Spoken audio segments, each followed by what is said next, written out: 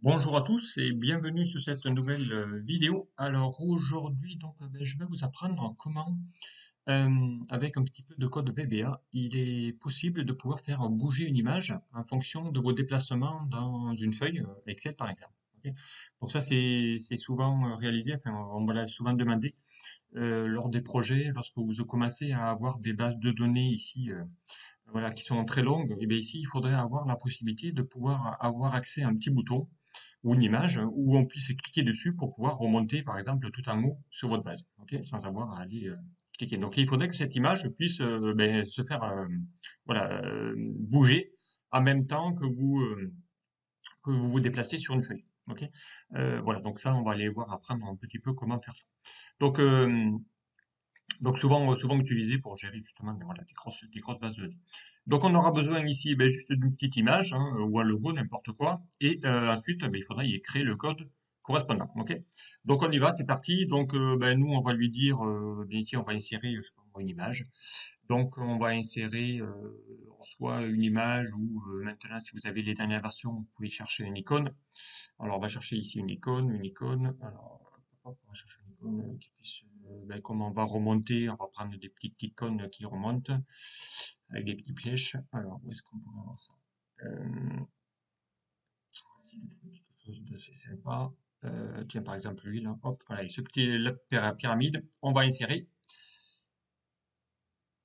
ok, et on va, voilà, le voilà. Alors, on va la remonter tout en haut. Ok.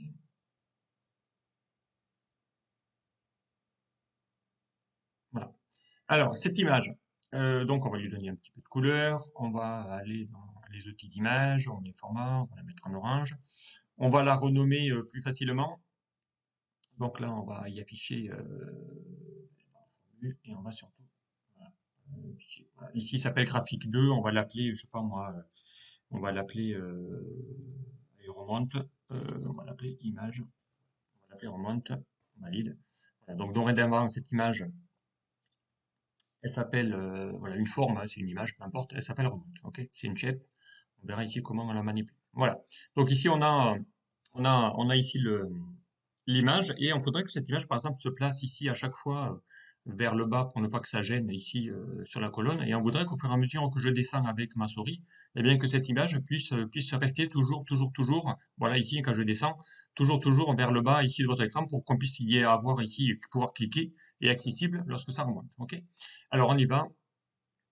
Donc on va essayer de remonter compliqué pour avoir remplacé. Voilà. On y va pour créer du code. Donc, on va dans l'onglet développeur. Donc, si vous l'avez pas, je vous rappelle, clic droit, personnaliser le ruban et vous cliquez ici, vous cochez ici dans les onglets principaux.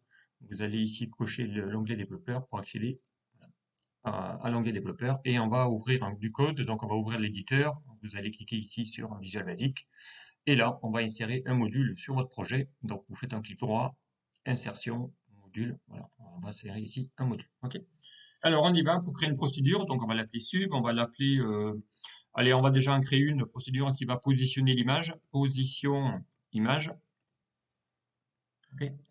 Et on va avoir besoin d'une variable. Donc, on va l'appeler, je sais pas moi, fin page par exemple. As long. Ok. Comme ça, on va pouvoir descendre assez bas. Et on va lui demander ici d'aller positionner l'image quelque part. Ok. Donc, fin de page, on va lui dire bien à la fin de mon écran d'affichage. Ok.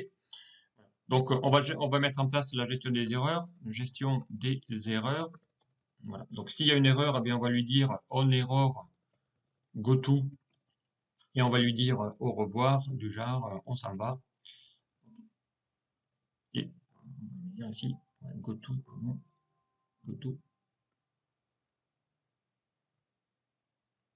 Voilà, go to au revoir et ici donc on va lui dire eh bien qui s'en aille. Donc, on va lui dire au revoir. Et comme ça, on va pouvoir ici le mettre directement. Okay.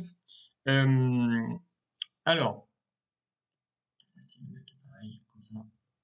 On va le mettre directement. Voilà, donc ça c'est la gestion des erreurs. Ensuite, on va chercher, donc ici on va chercher, on cherche la dernière ligne visible à l'écran. OK? Alors, pour aller chercher ici donc la dernière ligne visible de l'écran, donc en gros, on va essayer d'affecter ma variable fin page. Donc il va falloir qu'on aille ici chercher ici la dernière ligne de mon écran, c'est la 41. Si je descends ici, il vous dit que c'est la 59. Donc de l'écran d'affichage, et quel que soit le zoom, d'accord? Donc pour ça, on va créer un petit code. Eh bien, on va lui dire, donc ici on va la mettre dans la variable, fin page va être égal à quoi? Eh bien, il va y être égal à ce qu'on a ici, l'active Windows. Donc, l'active Windows, c'est ni plus ni moins l'affichage de votre écran. Hein. Voilà, ce que vous avez, la fenêtre active Windows. Et on va lui dire de faire un visible. On va chercher la visible range, la plage visible de votre écran actif. OK. Point. Et on va lui compter le nombre de lignes qu'il voit sur cet écran. Point count. OK. Donc ici, si je le fais tourner le code, vous allez voir FN F8, hein, je fais au pas à pas. FN F8, là, il vous dit que fin page correspond à 29. Je suis bien ici sur la dernière ligne que je vois sur mon écran, c'est bien la 29. Ok, je vais descendre, je vais me mettre ici. Ici, il va vous mettre 56. Je refais le code. Voir. Donc on va réinitialiser le code. Je refais FN F8, vous allez voir. Hop, hop, hop, voilà. Et là, il vous dit que la fin page maintenant, c'est 30. Puisque derrière, on va aller voir ici bien la possibilité d'aller créer ici l'écran correspondant. Ok. Euh, allez, donc ça c'est parti. Ensuite, par rapport ici à cette image. Ok. Donc on va y aller ici, bien correspondre maintenant le code. On va faire la suite, hein, ni plus ni moins. Alors on va réinitialiser. Voilà. On continue. Et ensuite, donc, ben, il va falloir qu'on fasse bouger l'image. Donc ici, hein, avec l'image,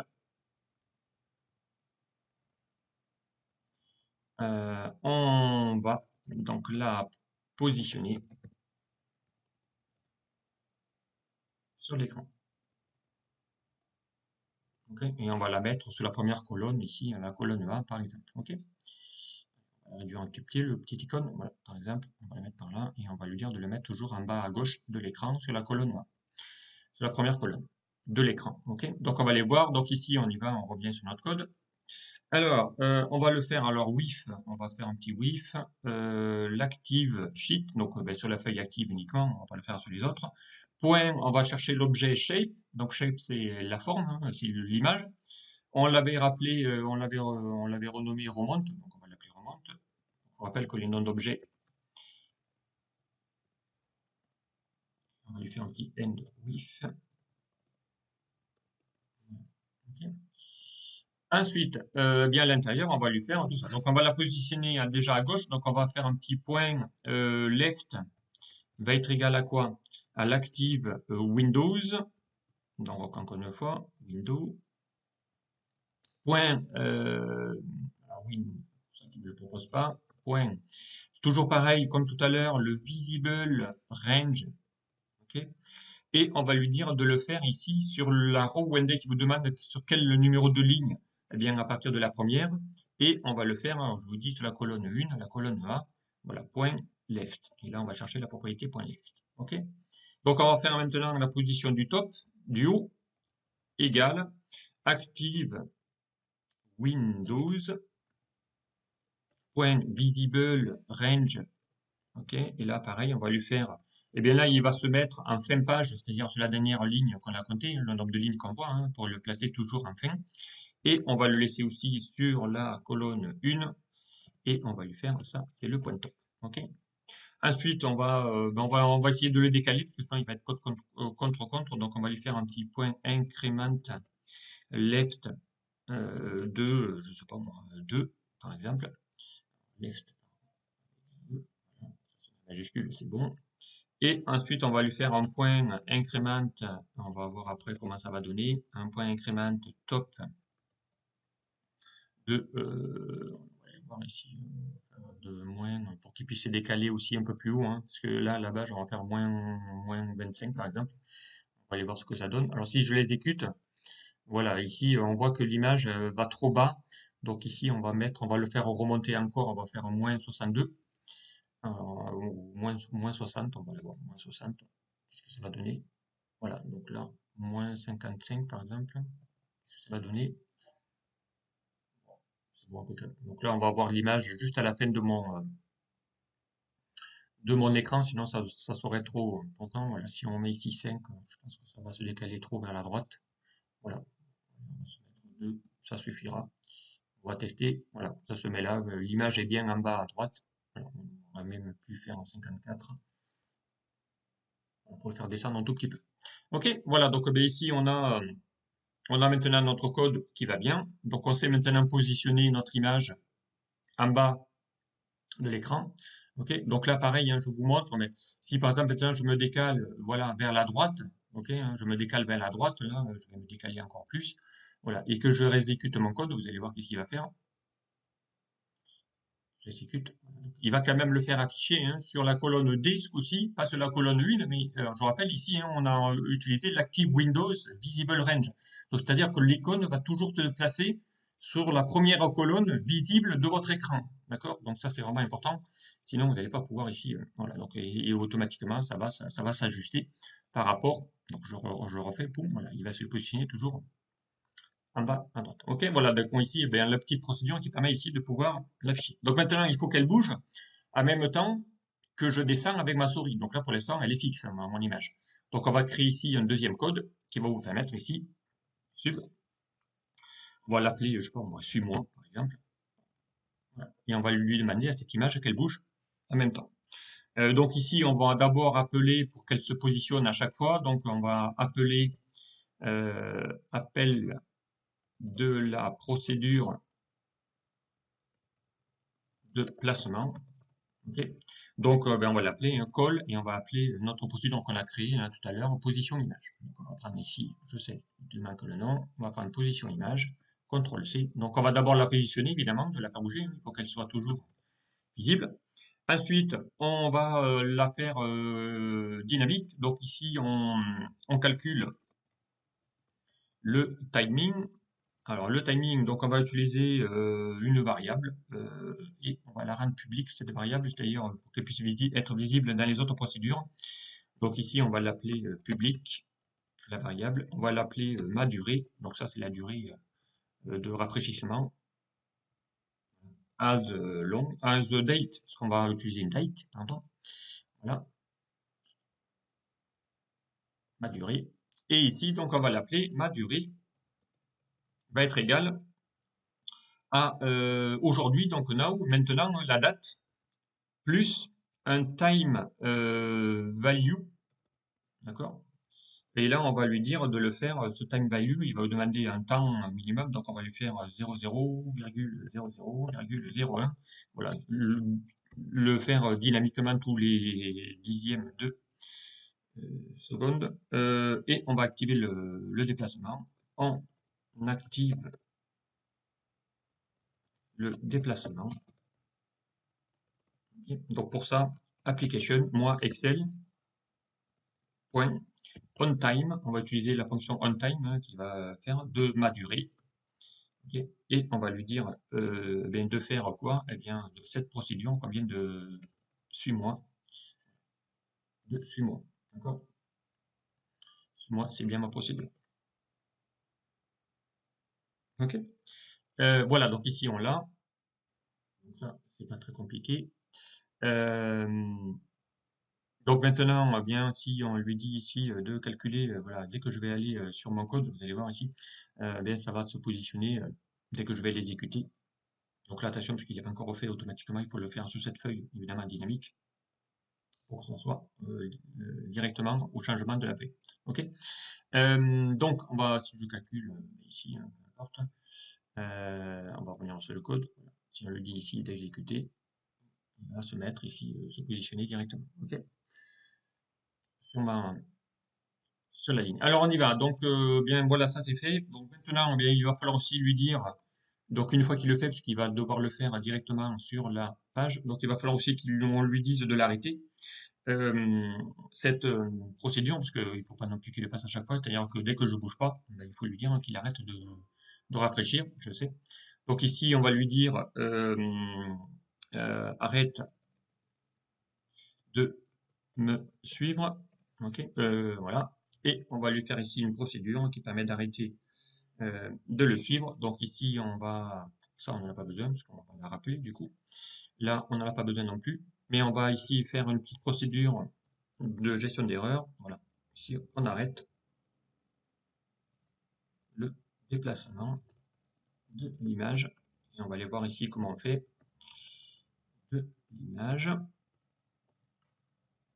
Alors, pour arrêter le déplacement de l'image, donc on va faire ici un petit on error goto au cas où. On error goto, non, on va faire un resume next, c'est-à-dire tu continues, tu vas aller sur la prochaine instruction. Et la prochaine instruction, ça sera quoi? Eh bien, on va lui dire de prendre la même chose que ce qu'on vient de l'activer ici. Si ce n'est qu'ici, on va lui rajouter un petit false, c'est-à-dire qu'on va le désactiver. Voilà, on va désactiver le déplacement. Voilà, on va le mettre à false. Là, par défaut, il était à true. Directement. OK? Voilà, et maintenant, eh bien, il faudrait qu'on le fasse ça, qui se déclenche directement sur cette feuille uniquement. Donc, OK, donc là, on va aller sur le code et on va créer donc une procédure sur la base, sur la feuille 3, hein, c'est bien ici le nom de l'onglet. Hein.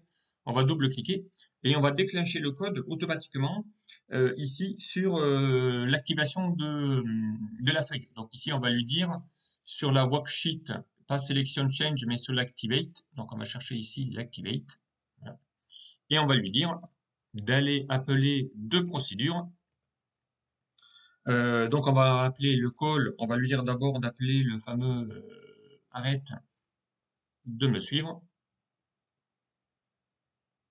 Okay. Et juste derrière, on va l'appeler suis-moi. Okay.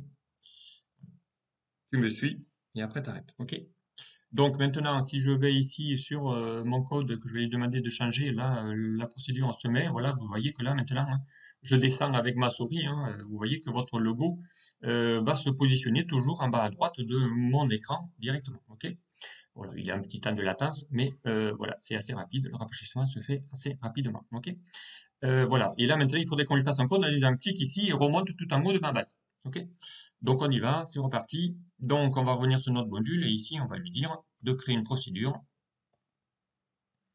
Alors, on va se créer une petite procédure ici qui va vous permettre de pouvoir le code. Voilà. Et ici, donc, on va lui mettre procédure permettant de se placer, de revenir plutôt un mot de la base. OK? Alors, on y va. Donc pour ça, on va utiliser un petit sub. On va lui dire, bien, je sais pas moi, haut de page par exemple, haut page. On va l'appeler sub haut page. OK? Et on va lui faire un petit entrée. Boum, voilà. Et ici, on va juste lui dire d'aller sur cette feuille active. On va lui dire de faire sur l'active sheet, puisqu'on y est dessus. Ouais, range. Et on va lui dire qu'il se mette sur la cellule A1 par exemple. On va te positionner sur la cellule A1.select. OK? Voilà, donc on y va. Donc, et là, eh bien, on va lui dire que ce haut page, eh bien, il va falloir qu'il se connecte directement ici. D'accord? Donc on va faire enclencher cette macro là, haut page, qui va lui dire de remonter ici un cellulaire directement. Donc pour ça, on se met sur l'image, on va lui affecter une macro. Sur ce classeur, on va lui faire haut page. D'accord? OK. Donc là maintenant, si je clique dessus, j'ai la petite main, boum, il va en haut. Je vais descendre, je vais descendre, je vais descendre. Là, l'image va se mettre. Je fais clic, boum, je me remets en haut. D'accord, quel que soit le zoom. Voilà, je me remets ici, je vais sur la droite pour aller voir ici, je sais pas quoi.